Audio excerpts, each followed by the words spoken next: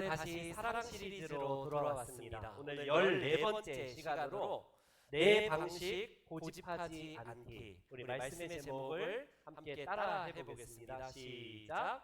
내 방식 고집하지 않기. 내 방식 고집하지 않는 게 결론적으로 사랑이라고 오늘 같이 함께 말씀의 은혜를 나누도록 하겠습니다. 오늘 본문은 사랑의 정의를 사랑장에서 7번째로 뭐라고 말을 하냐면 내 유익을 구하지 말아라. 이게 사랑이다라고 하나님은 말씀하십니다. 그럼 내가 유익을 구한다는 게 뭘까?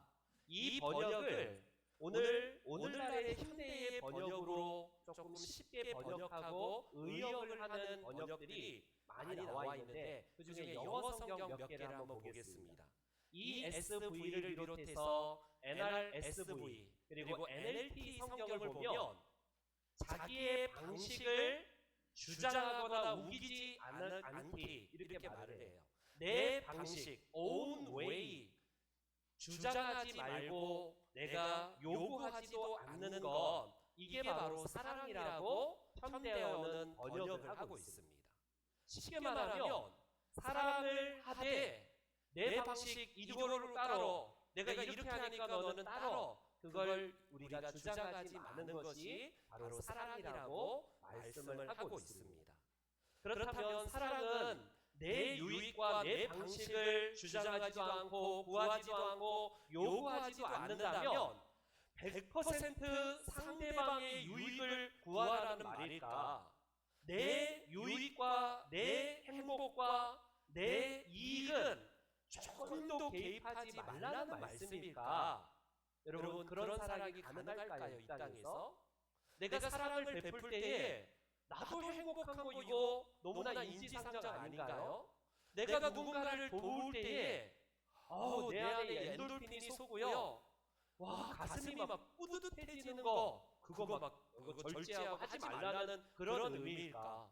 내 유익은 조금 더 더해지지 않는 게 그게 사랑이라는 말씀일까? 여러분 칸트는 이렇게 이야기를 합니다.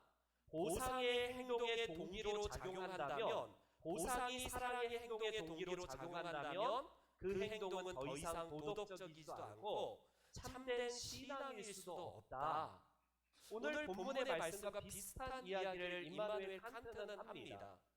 문제는 과연 이 칸트의 말처럼 보상의 동기를 절대로 바라지 말고 100% 숨기고 내 이익과 기쁨은 완전히 감춘 채 상대방을 100% 생각하면서 우리가 사랑의 동기가 그게 돼야 된다. 이게 가능할까? 저는 거의 불가능하다라고 생각을 해요. 그리고 오늘 우리가 보는 이 말씀의 의미가 그런 의미가 아니라는 것을 먼저 말씀드립니다. 심지어 우리의 신앙적인 우리 선배 프랑스의 철학자이자 수학자 파스칼은 그의 유명한 명저 팡세에서 이렇게 얘기를 해요. 모든 사람은 행복을 추구한다. 여기는 예외가 없다. 수단의 차이는 있을지 모르지만 모든 사람은 행복이라는 목적을 향해 나아간다. 그러면서 쭉 하는데 심지어 자살을 하는 사람일지라도 이 행복 때문에 행복을 위해서 이 목적 때문에 그는 자살을 한다. 이렇게까지 말을 해요. 아닌 게 아니라 우리의 행복이 다 결여된 그 도움이 가능할까요?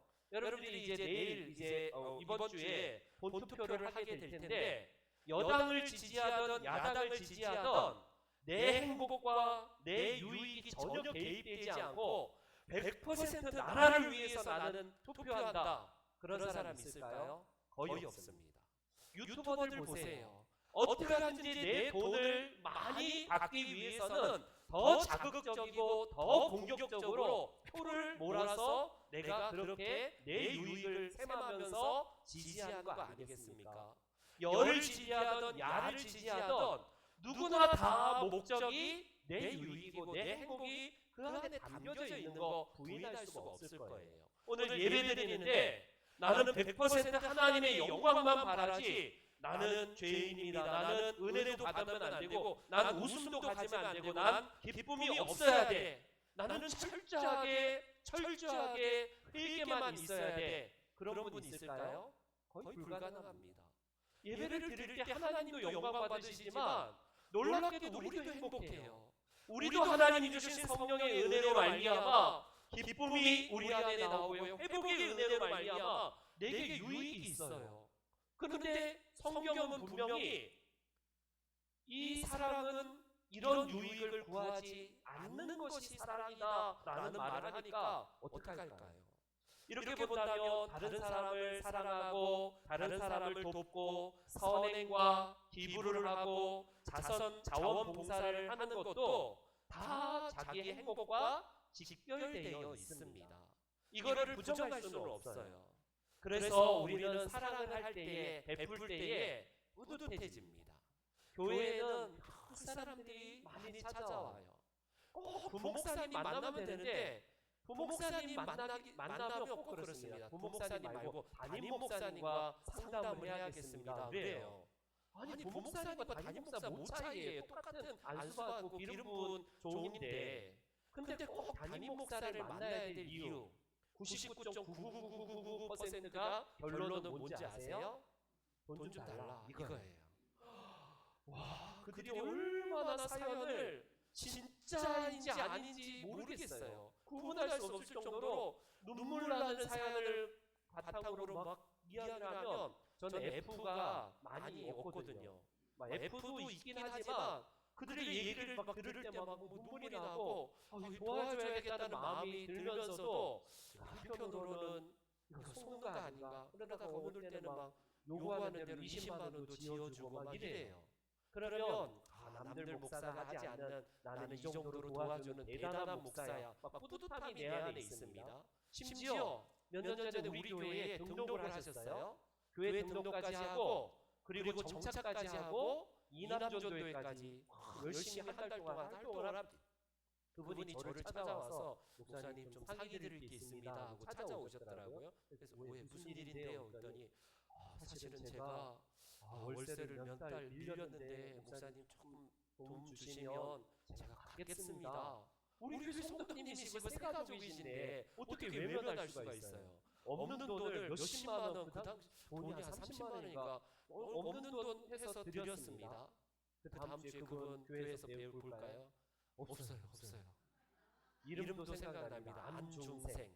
취준생도 아니고 안중생이라는 그분 다른 교회도 그러실 텐데 너무너무 안타깝고 그때만 도와드릴 때만 해도 제 마음이 얼마나 뿌듯한지 사랑을 내가 베풀었다는 이유로 너무나 행복한 거 있죠. 근데 속았다는 이유로 얼마나 마음이 무너졌는지 모릅니다. 여러분 오늘 본문은 사랑은 자기의 유익을 구하지 않는다라고 해서 내 기쁨, 내 행복, 내 목적은 100% 없어야 된다라는 의미가 아닙니다.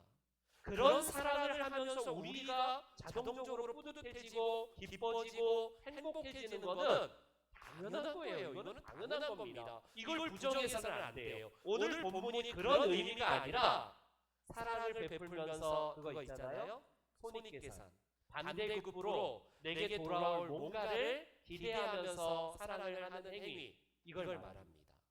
저희 교회가 한 달에 한 번씩 우리 이번 주 내일도 하겠지만 해마루 새벽 기도를 통해서 그 헌금은 우리 주변으로 이웃으로 흘려보내요. 많은 곳에서 도와달라고 합니다. 그리고 연말이 되면 이 동사무소 같은 데다가 우리가 기부를 하게 되고 기증을 하게 되는데 저기 제 얼굴이 안 보이잖아요. 벌써 보여주셨지만 동사무소에서 꼭 전화 옵니다. 목사님 오셔서 사진을 찍으시고 신문 광고에 내야 되니까 꼭 오세요라고 이렇게 말씀을 하세요. 황 목사님으로 말하면 저는 안 가니까 목사님이 가시든지 그냥 그거 찍지 마시다라고 이렇게 말을 합니다. 그러면서 한편으로 생각되는 거는 역시 나는 대단한 목사야. 나는 안 알리고 역시 대단한 목사. 이런 마음이 있어요. 그리고 조용히 하려면 신명중앙교회 이름도 내지 말고 조용히 갖다 주고 오면 되는데 꼭 신명중앙교회라고 알려요. 그게 뭘까요? 한편으로는 반대급부를 생각해요. 교회에 조금 우리 교회가 이름이 좀 나야 되고 그래도 지역사회에 뭔가를 한다는 거를 좀 알아줬으면 하는 이런 반대급부, 손익계산이 있다는 겁니다. 성경에서 말하는 오늘 본문의 의미가 그런 의미예요. 사랑은 자기의 방식을 구하지 아니하고 유익을 구하지 않는다는 것은 바로 이걸 말하는 겁니다. 오늘날에 여러분 얼마나 많은 분들이 기부를 하면서도 사진 찍게 하고 내 이름을 알리기 위해서 사람들에게 어필하기 위해서 이렇게 하는 경우를 얼마나 많이 봅니까? 와, 저분은 기부왕이야. 진짜 기부왕이야. 조용히 하는 게 아니라 기부를 경쟁적으로 하면서 반대급부로 얻는 게 뭐예요? 사회적인 명예를 얻습니다. 야, 저 사람 대단한 사람이야 라고 자동적으로 상위에 랭크되는 그 기쁨, 그리고 사람들에게 알려진다는 이게 작용이 되어서 결국 기부를 하는 경우도 있다는 겁니다. 예수님은 산상수훈에서 누가복음 6장에 이런 말씀을 하신 적이 있어요. 우리 한번 읽어보겠습니다. 시작. 너희가 만일 너희를 사랑하는 자만을 사랑하면 칭찬받을 것이 무엇이냐? 죄인들도 사랑하는 자는 사랑하느니라. 뭔가를 도와줬으면 너 나한테 기부가 있으니까 테이크, 나도 받아야 돼 라고 하는 이 보상심리, 뭔가 돌아올 것을 기대하면서 살아가는 것은 죄인들이 하는 것이다. 죄인들도 그 정도 하는 것이다. 그러니 우리가 반대급부를 바라고 하는 이 사랑, 이것을 기대하면서 하는 이 사랑은 사랑이 아니다라는 의미가 오늘 본문의 말씀입니다.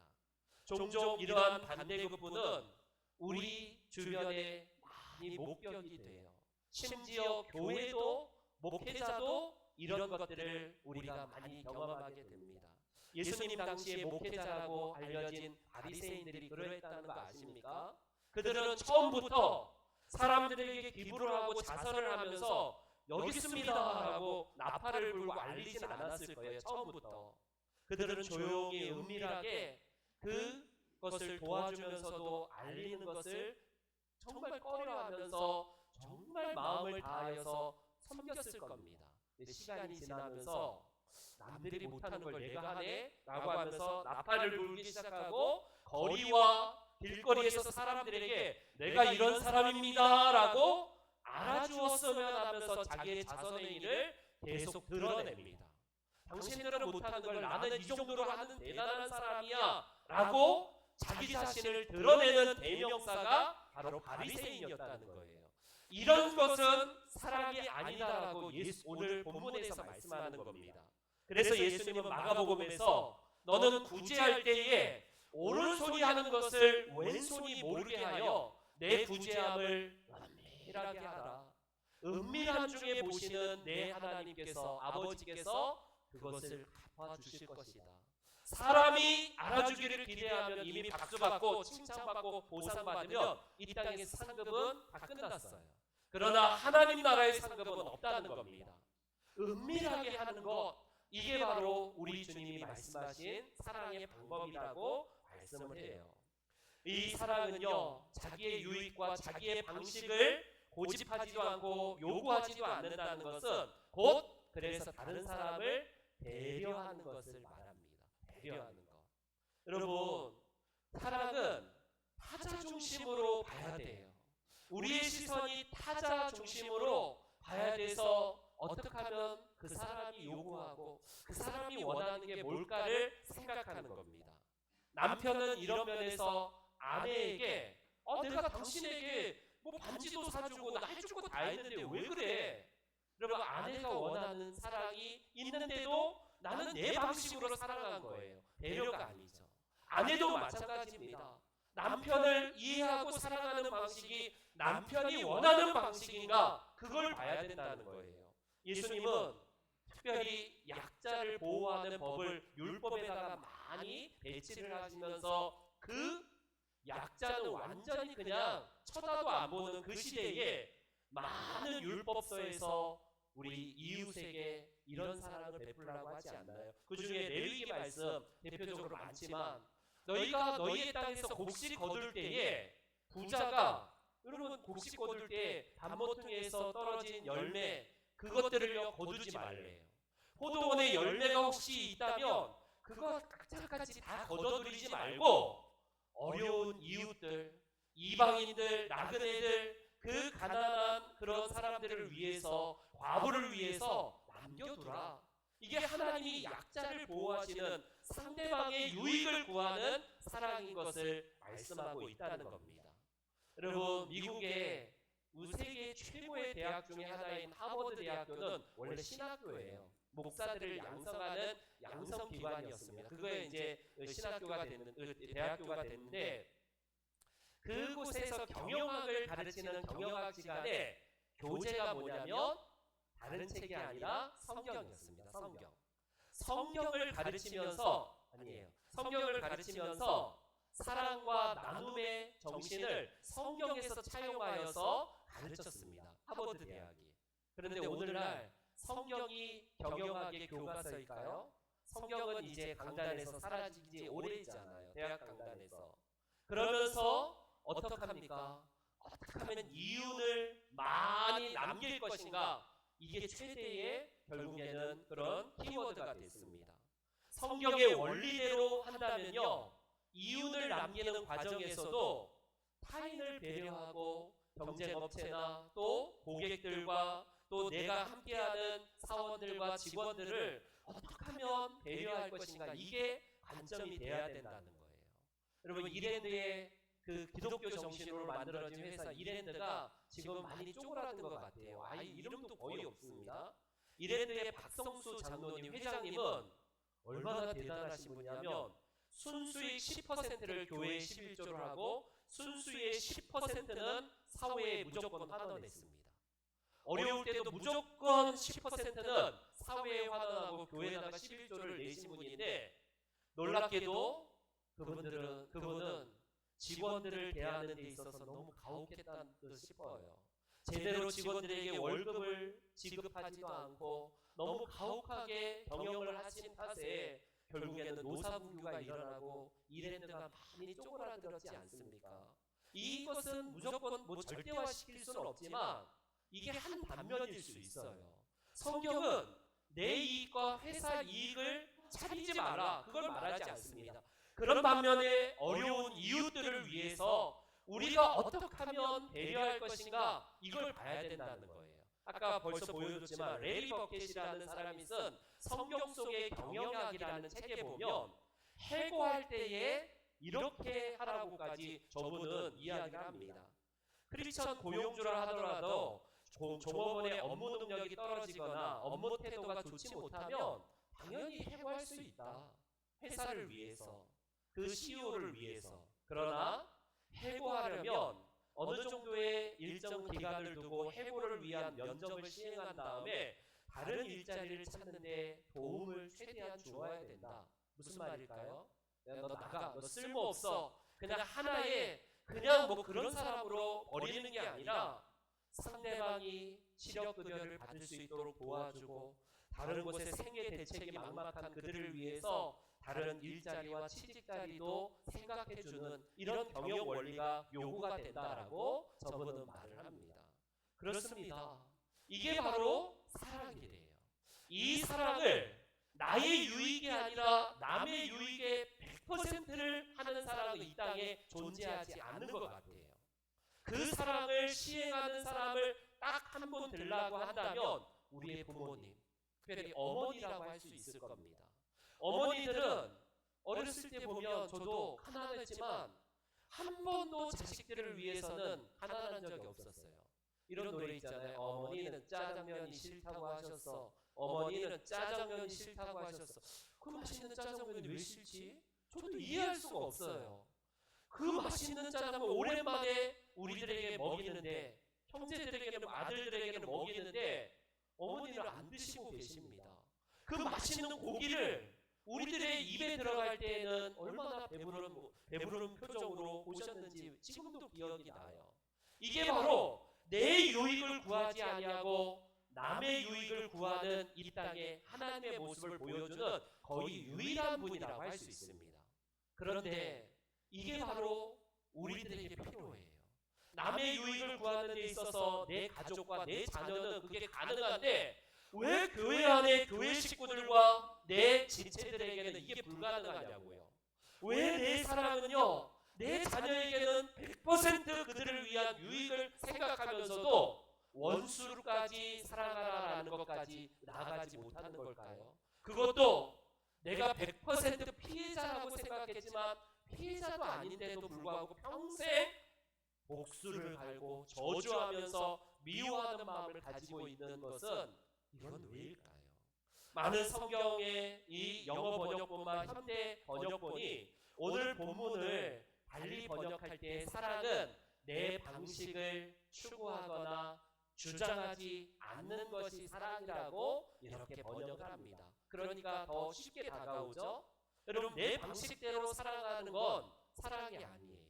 그렇기 때문에 상대방을 배려하면서 저 사람은 저렇게 하는구나. 최소한 상대방의 방식을 내가 받아들이려고 하는 마음이 있는가, 요거를 좀 보셔야 돼요. 여러분, 우리는 얼마나 사랑이 많은지 몰라요. 교회 안에 우리 권사님들, 집사님들 얼마나 많은 사랑으로 우리 사랑을 합니까? 그런데 내 방식을 양보하는 것에는 잘 서툴어요. 잘 안 합니다. 이게 맞다니까, 이렇게 하는 게 맞아 라고 하면서 내가 옳다고 판단되면 상대방이 무슨 뭐 상처받건 말건 무조건 밀어붙이고 악착같이 관철하고 있는 모습이 신앙이 좋다는 분들, 오히려 교회에 오래 다니는 분들에게서 많이 봅니다. 여러분, 이게 진리 문제고 본질의 문제라면 악착같이 요구해야 되죠. 내 방식을 맞다, 이건 성경적인 방식이다 라고 고집해야 되죠. 그런데 거의 대부분은요, 그러지 않아요. 그 교회가 오랜 세월 동안 해왔던 방식, 우리 교회는 이렇게 해왔으니까 이게 맞아. 여러분, 이거는요, 내 방식은 잠깐 유보하고 저 사람의 방식은 그럴 수도 있겠구나, 꾸나꾸나만 생각하면 돼요. 저 사람이 요구하는 것은 그럴 수도 있겠구나, 이게 한 템포 늦춰서 내 방식을 고집하는 것을 잠깐 멈추고 저 사람의 요구를 한 번 정도는 생각해주고 그것을 이해하고 배려하는 것, 이게 사랑이래요. 여러분, 오늘 고린도전서 13장은 고린도 교회를 향한 1차적으로 그 대상이 고린도 교회 아닙니까? 고린도 교회에서는 우상의 제물을 먹는 문제를 가지고 서로 다툼이 일어나고 서로 막 시기하고 서로 막 정죄하고 이런 게 많았던 듯 싶어요. 여러분, 우상의 제물이 왜 먹어야 된다, 먹지 말아야 된다, 이게 나올까요? 그 당시 보통 그리스를 배경으로 하는 그때 신전에다가 우상 제물을 놓습니다. 소고기나 소나 이런 거를 먼저 우상에게 제물 드린 다음에 그게 시장으로 흘러 들어와서 시장에서 팔아요. 그러니 당연히 시장에 가면 이거 우상에게다 바친 제물입니까 아닙니까 물어보고 항상 그렇게 살 수는 없잖아요.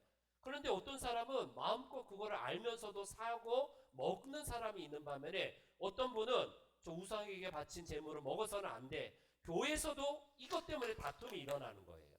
여러분, 뭐가 정답입니까?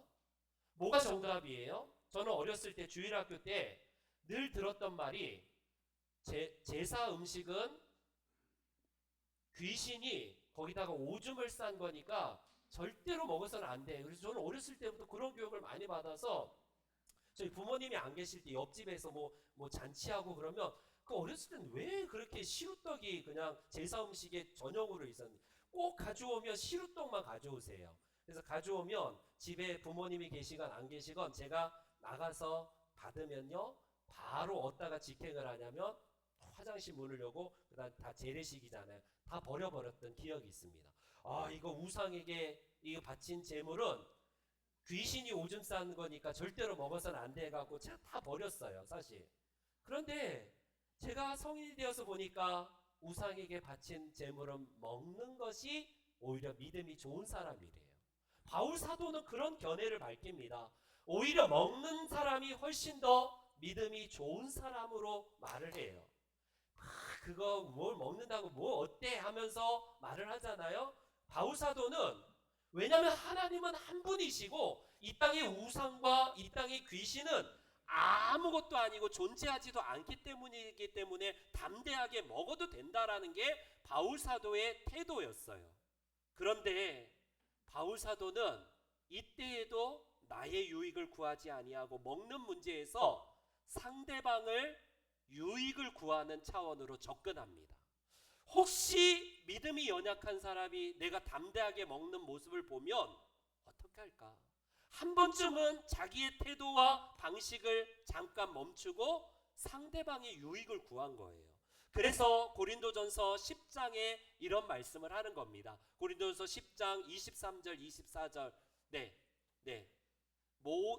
모든 것이 가하나 모든 것이 유익한 것이 아니요 모든 것이 가하나 모든 것이 덕을 세우는 것이 아니다 라고 하면서 누구든지 자기의 유익을 구하지 말고 남의 유익을 구하라.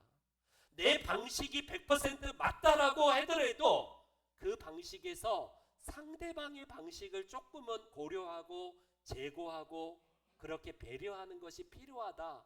그래서 만일 음식이 내 형제를 실족하게 한다면 나는 영원히 그 맛있는 고기, 우상에게 바친 고기, 그 음식을 절대로 먹지 않겠다라는 게 사도 바울의 정신이었습니다.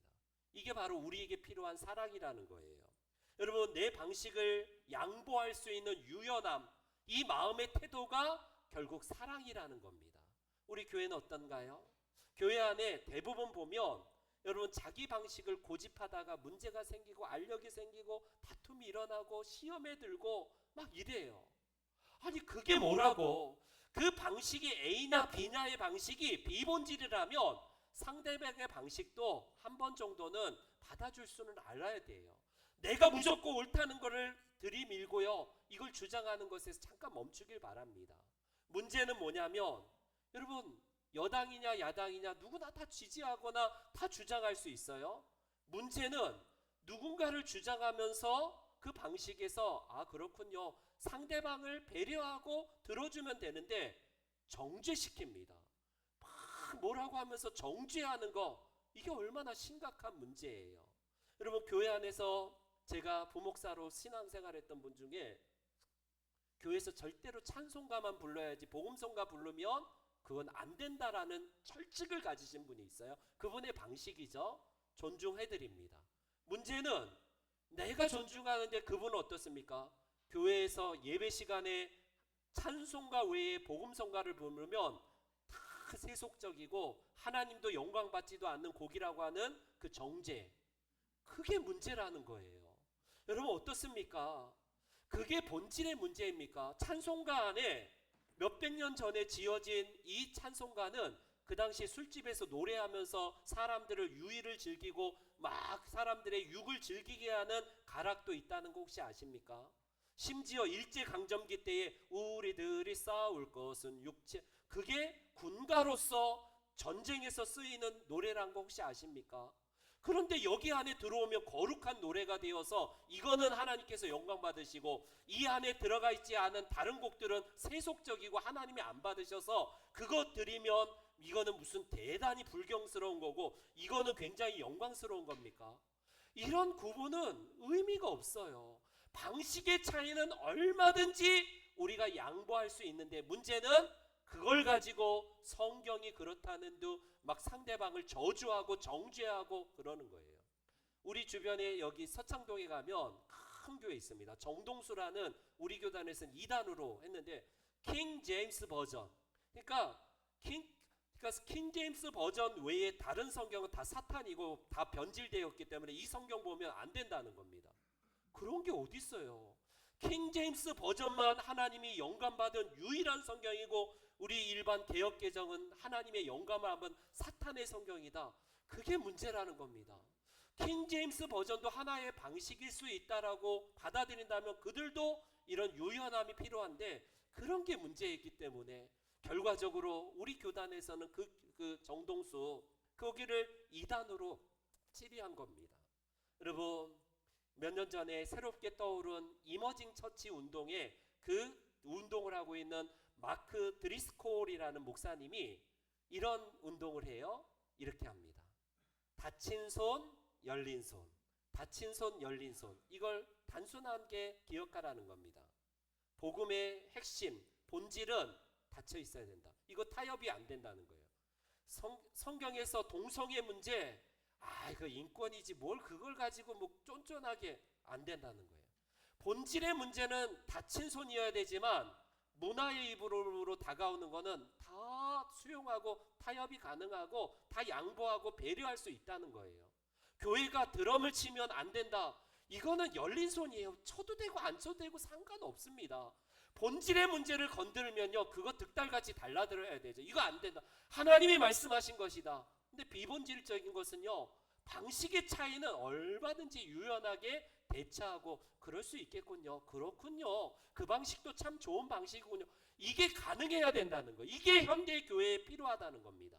사도 바울은 이 전략이었습니다. 닫힌 손, 열린 손, 이 방식이 저 드리스콜만의 방식이 아니라 이미 사도 바울은 2000년 전에 고린도전서 10장 33절에서 이렇게 말하지 않나요?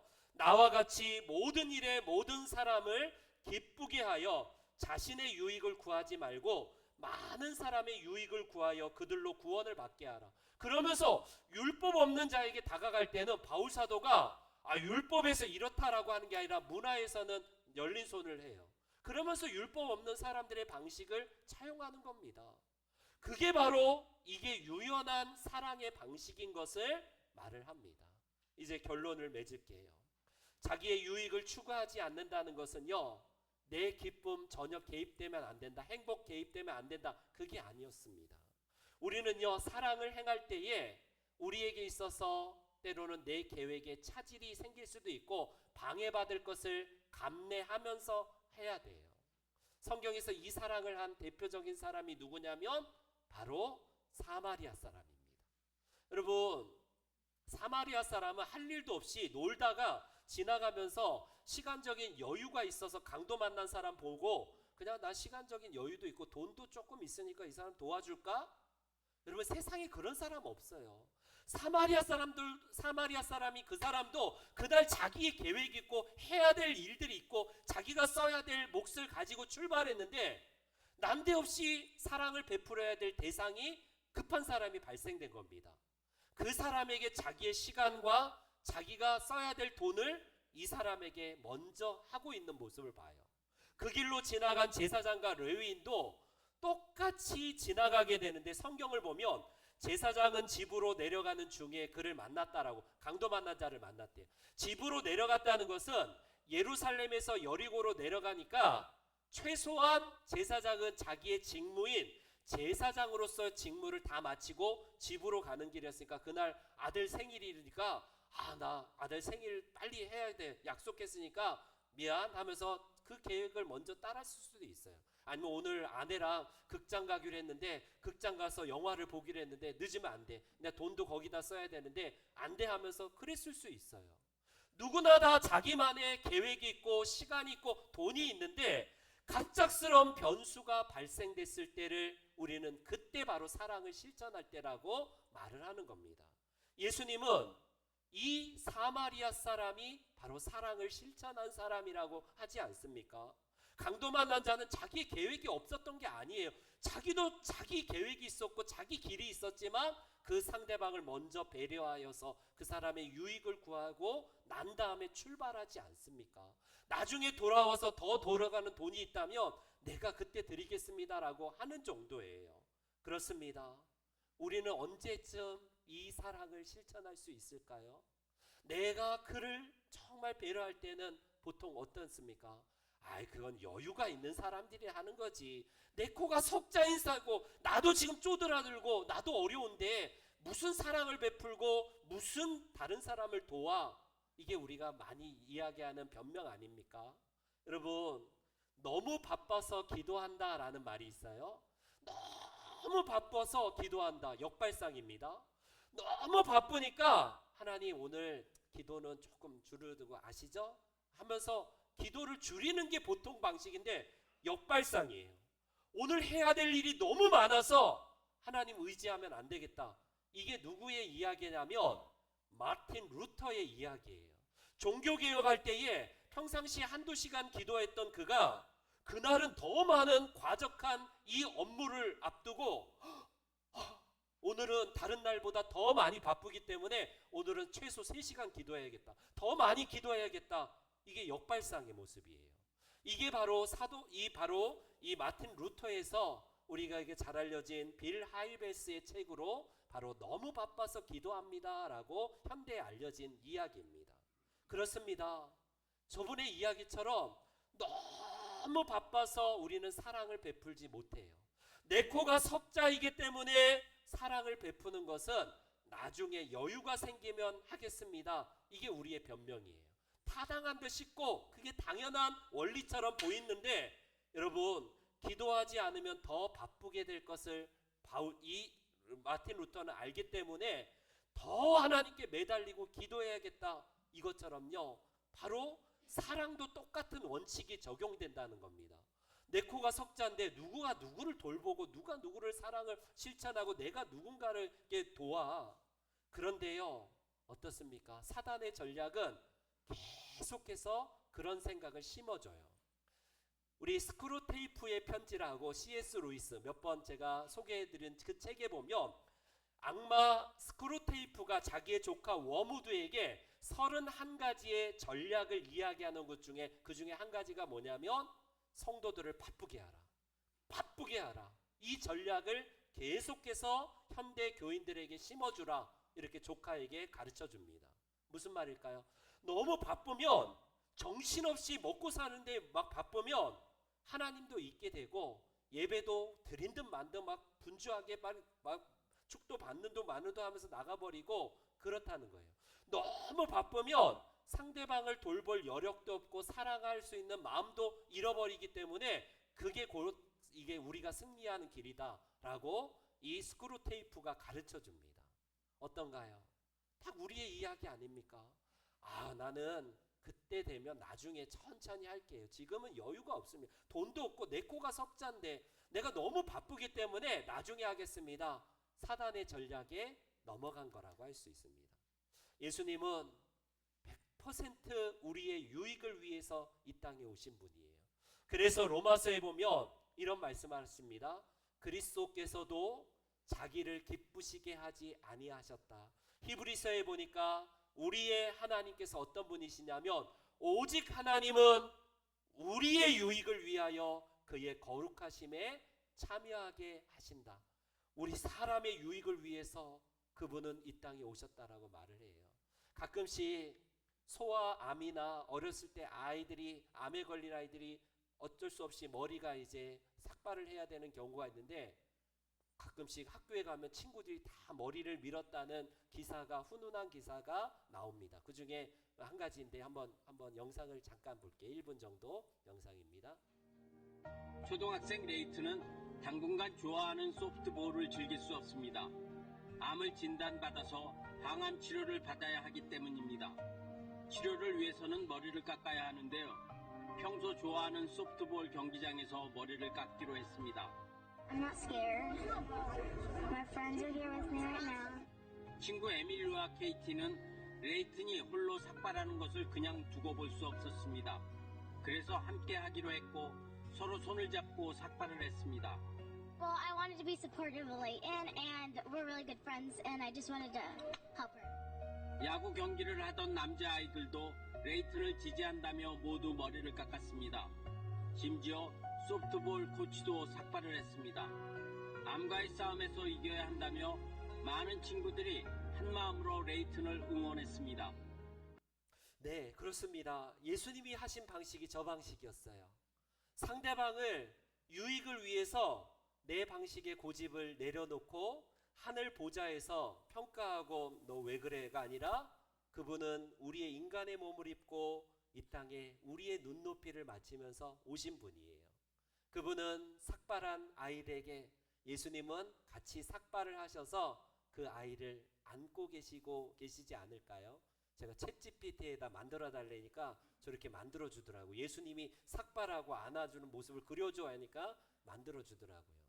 여러분 그렇습니다.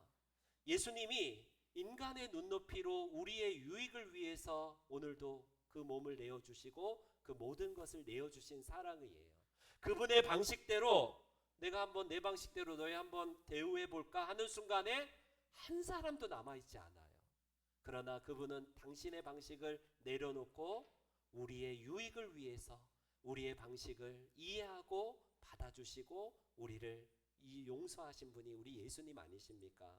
우리 모두가 이 사랑이 너무 서툴고 너무 번거롭고 힘들지 몰라요. 그러나 이게 사랑이라고 내 방식을 잠깐 내려놓고 상대방의 유익을 위해서 우리가 서로 사랑하는 아름다운 공동체가 되시기를 주의 이름으로 축원합니다. 아멘. 우리 일어나셔서 우리 2절